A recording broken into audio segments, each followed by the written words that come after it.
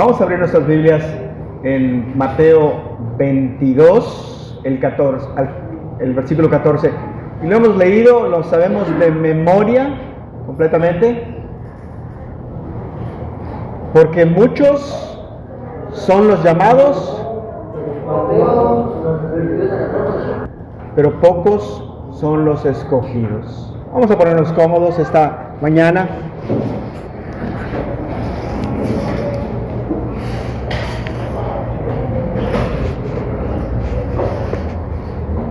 Yo creo que es un honor estar entre ustedes como mis hermanos. Es un privilegio que Dios le da a los hermanos estar juntos y estar en armonía, venir contentos a alabar a Dios. Y estamos ante un versículo muy controversial, ¿verdad? Son muchos los llamados, pero son pocos los escogidos. Y una de las preguntas que siempre nos tenemos que hacer es, ¿cómo llegamos hasta aquí? Hemos estado leyendo el libro de Génesis y ha sido no solamente impactante, controversial. Cuando decidimos qué íbamos a leer, si algo para niños o algo más, decidimos regresar a la palabra de Dios, leer la palabra de Dios. Comenzamos esta Génesis y esto es impactante, ¿no? Ustedes conocen Génesis 1, ¿no? En el principio Dios creó los cielos y la tierra estaba vacía, ¿no? Sin forma. Y dice que el Espíritu de Dios se movía sobre las aguas. Las tinieblas estaban sobre la faz del abismo. En el segundo día hubo esta separación. Y estoy llegando ahí, voy a ir muy rápido, nomás estoy poniendo un trasfondo. Entonces, el segundo día el Señor hace esta separación de las aguas. Y lo que queda en medio se llama los cielos, el firmamento, algunos dicen los cielos. Y dijo el Señor: júntense las aguas que están debajo de los cielos en un lugar y descubra lo seco. Y fue así, y llamó Dios a lo seco tierra, y a las aguas mares. En el tercer día los mares, la tierra firme llamada tierra fue formada, y la vegetación. En el cuarto día se crearon el sol, la luna y las estrellas. Quiere decir que lo que se había creado en el segundo día, Dios lo había llenado. Tenemos la luna, el sol y todas estas estrellas. En el quinto día, Dios creó las criaturas del mar y del cielo. Y en el sexto día creó las criaturas que habitan en la tierra. ¿Y a quién más? ¿A quién más? Al hombre. Y yo cuando tú lees este ritmo, y es fascinante porque Dios está hablando a existencia. Y las mentes de nosotros trabajan de esta manera. Siempre tratamos de relacionar algo con algo. Y quiero que se imaginen esta gran orquesta. Y hay una palabra que se llama crescendo, no sé cómo se dice, ¿crescendo? Crescendo. Este crescendo. Y en el sexto día creó al hombre. Y lo puso, ustedes conocen la historia, lo puso sobre todas estas cosas y le dio todas estas cosas para gobernar.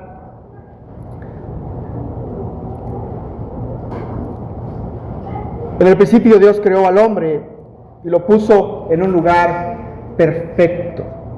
Y solo se le dio una ordenanza, ¿verdad, Emilio? Una ordenanza nada más. ¿Cuál es la ordenanza? Génesis 2:17. No comerás del árbol de la ciencia, del bien y del mal. Y ustedes imagínense esto, por favor. Te voy a poner en un lugar perfecto, vas a trabajar, pero vas a tener gozo en el trabajo. No como ahora que, ahí va, vamos al trabajo así como que castigados, que solo lo tengo que hacer, pero si no, yo me quedaría en mi casa a leer mi Biblia y estar con mis hijos. Así es el trabajo. Pero en ese tiempo había, Dios, digamos, el hombre no estaba caído, y entonces solo había una ordenanza, un estatuto, una sola ley. No comerás del árbol de la ciencia, del bien y del mal.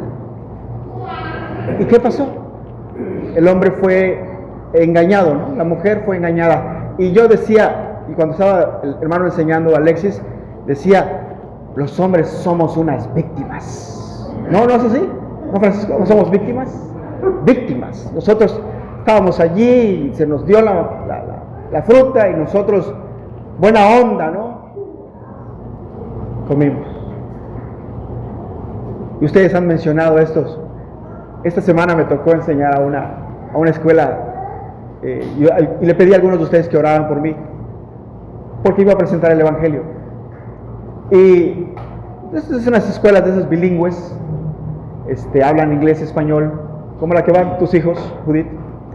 Y le pregunté a los niños, ¿quién de ustedes hubiera obedecido? ¿Quién de ustedes hubiera obedecido si Dios le hubiera dado una sola ordenanza? Una sola ordenanza. ¿Ustedes hubieran obedecido? Amiga, ¿usted hubiera obedecido? Y les pregunto a los niños, oye, ¿ustedes hubieran obedecido?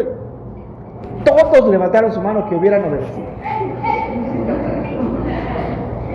Y digo, no conoces realmente este corazón todavía. Si Abraham, que era perfecto y bueno, porque todo, cuando termina la creación, Dios determina que todo es bueno, incluyendo a Abraham desobedece. Adán.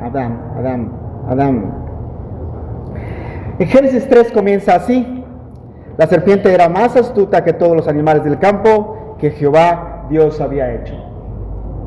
Y sabemos que no es la serpiente, porque hay animales más astutos que la serpiente, como la zorra es más astuto que la serpiente.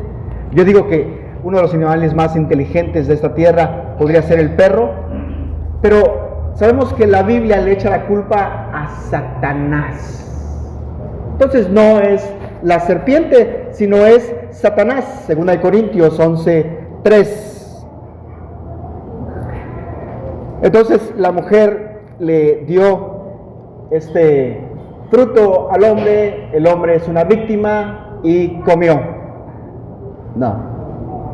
La Biblia dice que el hombre tenía responsabilidad de esto. Romanos 5:12. Y dice así: por tanto, tal como el pecado entró en el mundo por un hombre y la muerte por el pecado, así también la muerte se extendió a todos los hombres, porque todos pecaron. ¿Por quién entró el pecado al mundo? Por un hombre. ¿Por quién? Adán. Adán actuando como cabeza de estado, ya lo saben ustedes, siendo el responsable de su hogar, siendo el responsable de ese hogar, entró el pecado. El hermano Alexis lo decía muy bien: Abraham, siendo el responsable de su hogar, entró el pecado. La mujer te puede venir a sugerir muchas cosas. ¿Es responsabilidad de quién? Del hombre.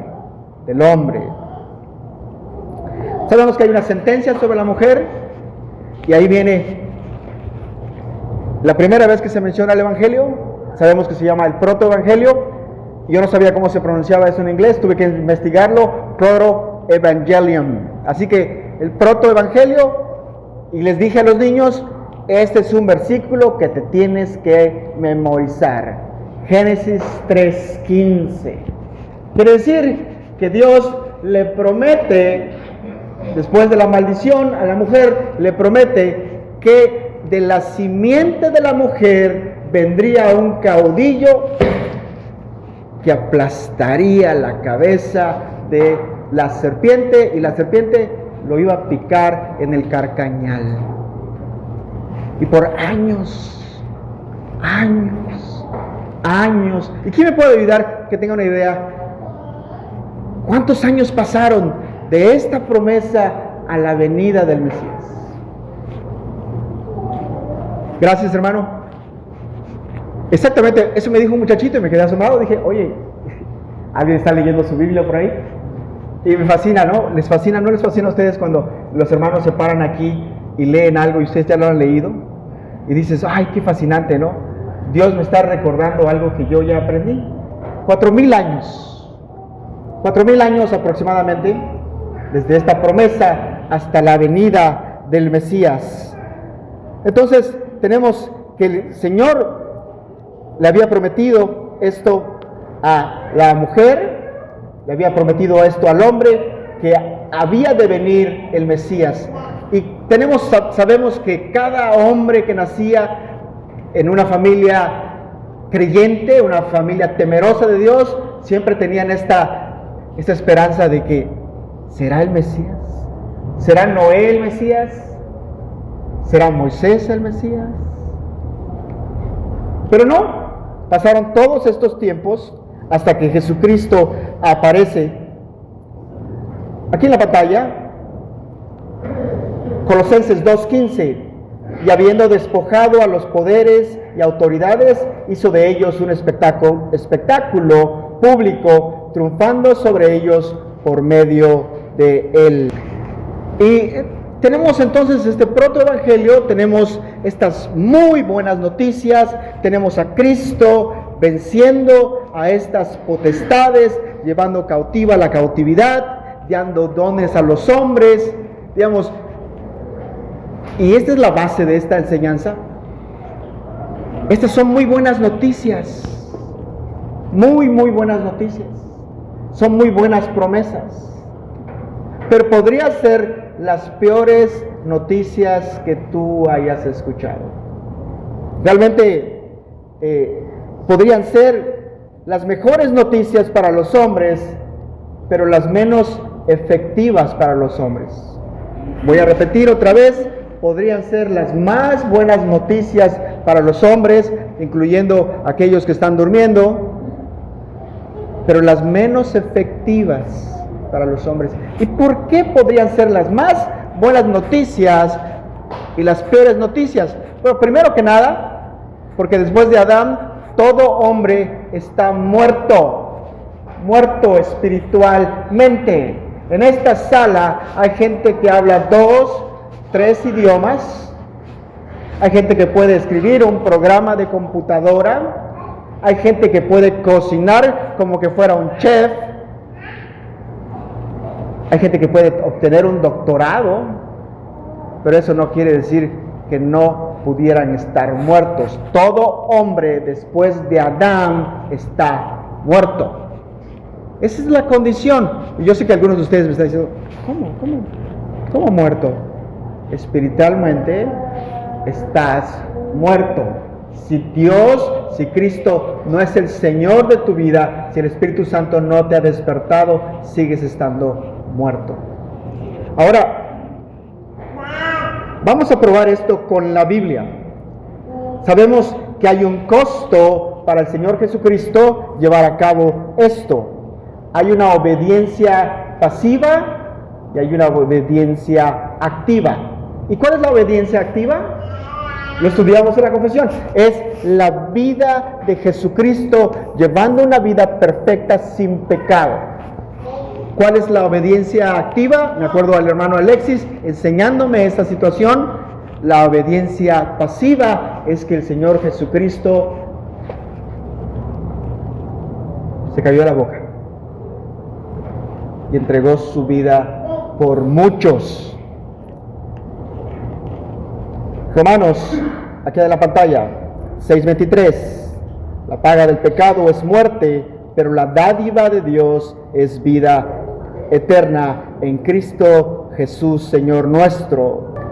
Podemos ver la obra del Señor Jesucristo viniendo de los cielos. Vamos a poner atención en este pasaje. Vamos a pasar a la siguiente parte. Filipenses 2, 5, 11. Me fascina. Es algo que me fascina. Filipenses 2, 5, 11. Haya pues en vosotros este mismo sentir o este sentir.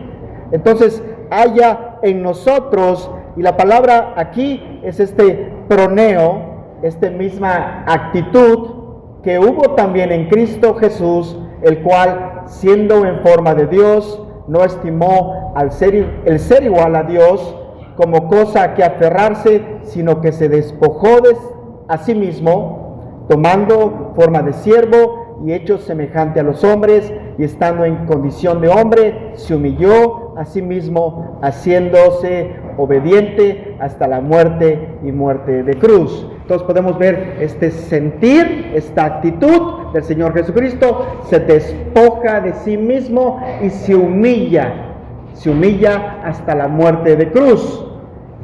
Y del 9 a 11, la Biblia dice esto: por lo cual Dios también lo exaltó hasta lo sumo y le dio un nombre que es sobre todo nombre, para que en el nombre de Jesús se doble toda rodilla de los que están en los cielos y en la tierra y debajo de la tierra, y toda lengua confiese que Jesús es Dios. Entonces, Dios le dio un nombre que está sobre todo nombre. Y en ese nombre, toda rodilla se va a doblar y toda boca va a confesar. Ahora, ¿estamos hablando de solo creyentes?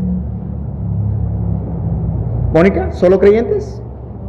Toda boca va a confesar y toda rodilla se va a doblar. ¿Estamos hablando de solo creyentes?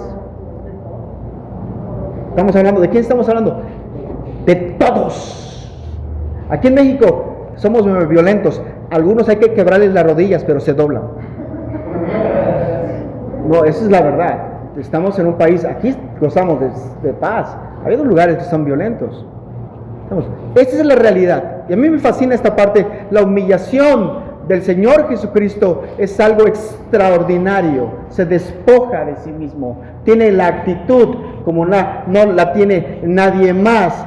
Y tiene esta humillación. Tiene este sentir. Y Dios le da un nombre sobre todo nombre. Pero esto es lo que va a suceder. Ahora, no había otra manera de hacer esto. No había otra manera de hacer esto, hermanos. La muerte había entrado al hombre, había entrado vamos a leer 1 Corintios 15, 21. Porque cuanto la muerte entró por un hombre, también por un hombre la resurrección de los muertos. Y tenemos un montón de versículos que hablan del sufrimiento, de la gloria, de la única forma de ser salvos, que es la del Señor Jesucristo. Ahora, mi siguiente pregunta para todos los que están aquí: ¿han escuchado audiblemente, han escuchado mi voz? ¿Sí han escuchado mi voz? Giovanna, ¿escuchaste lo que dije? ¿Sí? ¿Seguro? Entonces estoy hablando de que audiblemente todos ustedes escucharon lo que yo dije.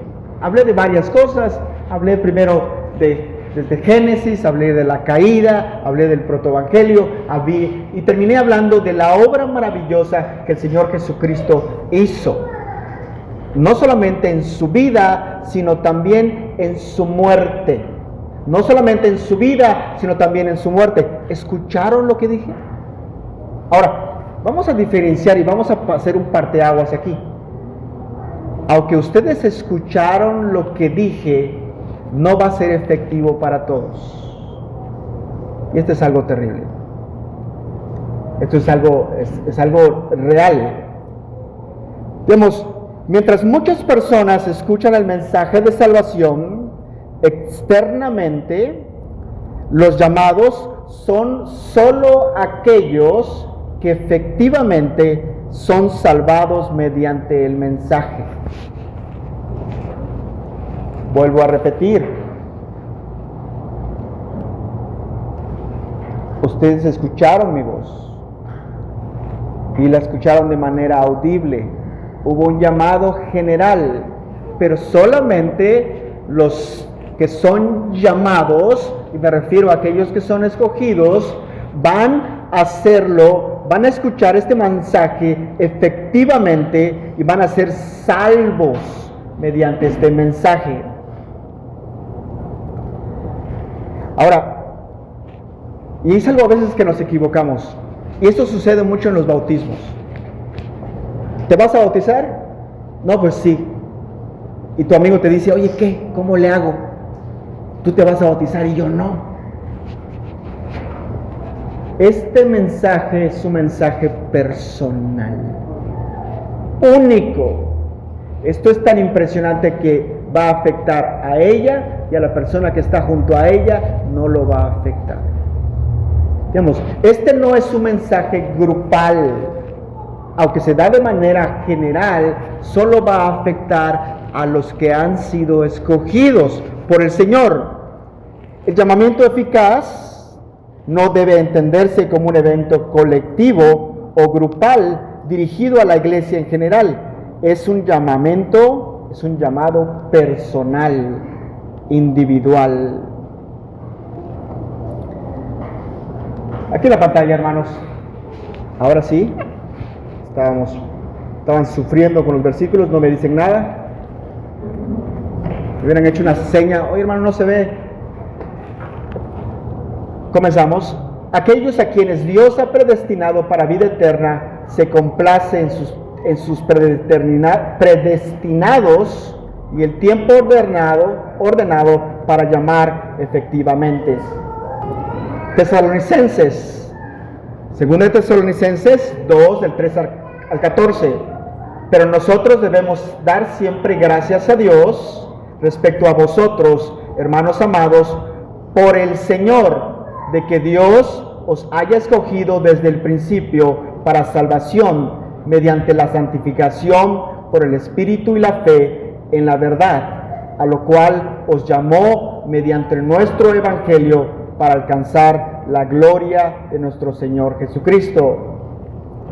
Entonces, Él llama efectivamente por su palabra y espíritu, entonces nos llama fuera de este estado de pecado y muerte en el que se encuentra por naturaleza, y nos llama a la gracia y salvación por Jesucristo.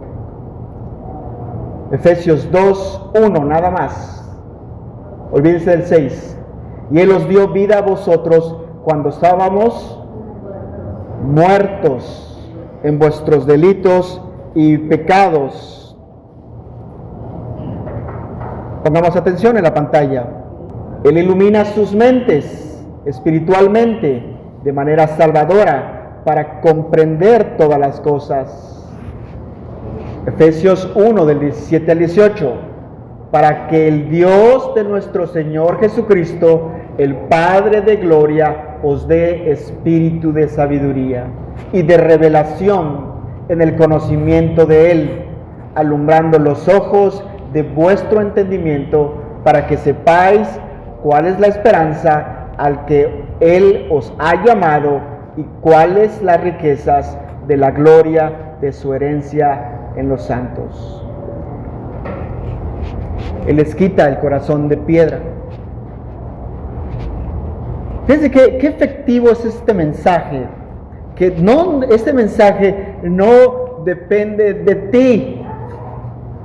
Es tan efectivo este mensaje que no va a depender, no va a depender de ti. Él les quita el corazón de piedra y les da a uno un corazón de carne. Ezequiel 36:26. Os daré corazón nuevo y pondré espíritu nuevo dentro de vosotros, y quitaré de vuestra carne el corazón de piedra y os daré un corazón de carne. Escuchen, Él renueva sus voluntades. Qué maravilloso es esto, renovar tu voluntad. Y con su todopoderoso poder les hace desear y perseguir aquello que es bueno, Él efectivamente los atrae a Jesucristo. Deuteronomio 36. Y circuncidará Jehová tu Dios tu corazón y el corazón de tu descendencia, para que ames a Jehová tu Dios con todo tu corazón y con toda tu alma, al fin de que vivas. ¿Quién va a hacer la obra? Dios, Jehová. Ezequiel 36:27. Y pondré dentro de vosotros mi espíritu, y haré que andéis en mis estatutos, y guardéis mis preceptos, y los pongas por obra. De tal manera que vienen absolutamente, libremente, siendo dispuestos por su gracia. Estos versículos que vienen tan hermosos, realmente hablan no solamente del poder de Dios, hablan del amor que tiene Dios para salvar a su pueblo. Salmo 110:3. Tu pueblo se te ofrecerá voluntariamente en el día de tu poder, en la hermosura de la santidad, desde el seno de la aurora tienes tú el rocío de tu juventud. Cantares 1:4. Fíjense qué hermoso está este versículo. Atráeme en pos de ti, correremos. El Rey me ha metido en sus cámaras, nos gozaremos y alegraremos en ti. Nos acordaremos de tus amores más que del vino, con razón te aman. Este llamado eficaz proviene únicamente de la gracia gratuita y especial de Dios, no a causa de nada previsto en el hombre. Segunda de Timoteo 1:9. Quien nos salvó y llamó con llamamiento santo, no conforme a nuestras obras, sino según el propósito suyo y la gracia que nos fue dada en Cristo Jesús antes de los tiempos de los siglos. Este llamado no se hace debido a ningún poder o acción en la criatura, que es totalmente pasiva, inerte. El hombre está muerto en pecados y transgresiones, hasta que sea vivificado y renovado por el Espíritu Santo. 1 Corintios 2:14. Pero el hombre natural no percibe las cosas que son del Espíritu de Dios, porque para él son locura, y no las puede entender, porque se han de discernir espiritualmente. Esto le permite responder al llamado y abrazar la gracia ofrecida y transmitida por Él. Este poder habilitador no es menos poder que el que resucitó a Cristo de entre los muertos. Y esto es maravilloso. ¿Por qué crees que comencé en Génesis? Dios hablando a existencia. Estabas muerto. Digamos, eras una masa inerte, pasiva. Aunque te podías mover y actuar, eras un zombie antes de que Dios en su misericordia hablara a existencia y soplara sobre ti la vida. ¿Y? Si esto no es efectivo en ti hoy, ahorita vamos a ver qué podemos hacer. Juan 3:3, fascinante versículo. Lo podemos leer 100 veces y sigue siendo fascinante. De cierto te digo que el que no naciera de nuevo no puede ver el reino de Dios. Dios obra donde, cuándo y cómo le place. Gloria a Dios. El viento sopla de donde quiere y tú oyes su sonido, pero no puedes decir de dónde viene ni a dónde va. Así es todo aquel que nace del Espíritu. Ahora, los que no son elegidos,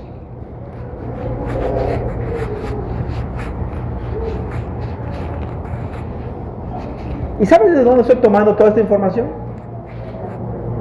De nuestra confesión. Nuestra confesión nos ha dado estructura. Si quieren saber qué es lo que creemos, tenemos una confesión. Ninguna confesión está delante de la Biblia o sobre la Biblia. La Biblia es nuestra regla de vida. La Biblia. Y las confesiones lo único que hacen es apuntar hacia la palabra de Dios. Los que no son elegidos, aunque sean llamados por el ministerio de la palabra y tengan algunas de las operaciones comunes del Espíritu, como no son eficazmente traídos por el Padre, no quieren ni pueden acudir verdaderamente a Cristo y por lo tanto no pueden ser salvos.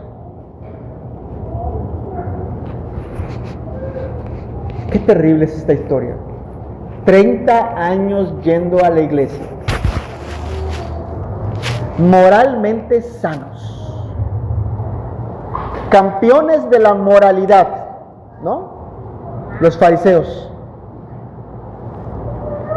Y cuando el Mesías se les presentó enfrente de ellos, no lo reconocieron.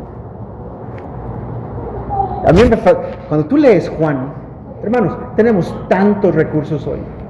Está hasta hablado el libro de Juan, está, con película, versículo por versículo. El Señor Jesucristo no soplaba sobre ellos, no les abría el entendimiento. Eran moralmente campeones, cumplían toda la ley, asistían todo el tiempo al templo, sabían todas las escrituras y seguían muertos. ¿No es algo espantoso? ¿No podría ser el caso de alguno de nosotros? Moralmente sanos, pero sigues estando muerto. La confesión sigue diciendo, mucho menos pueden ser salvos los que no reciben la religión cristiana, por muy diligentes que sean en conformar sus vidas a la luz de la naturaleza y la ley de la religión que profesen. Digamos, si no te puedes salvar en la religión creyente, cristiana, única, la única manera de ser salvo, mucho menos te vas a salvar creyendo otras doctrinas, otras cosas.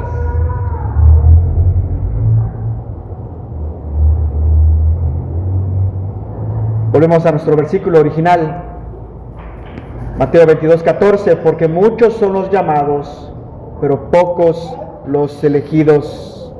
Sin embargo, debido a que no son efectivamente atraídos por el Padre, no vendrán, no lo harán, ni pueden verdaderamente venir a Cristo, por lo tanto no pueden ser salvos. Esto nos lo sabemos de memoria y lo vamos a repetir. Juan 6:44 al 45 dice, ninguno puede venir a mí si el Padre que me envió no le trajera, y yo le resucitaré en el día postrero. Escrito está en los profetas, y serán todos enseñados por Dios.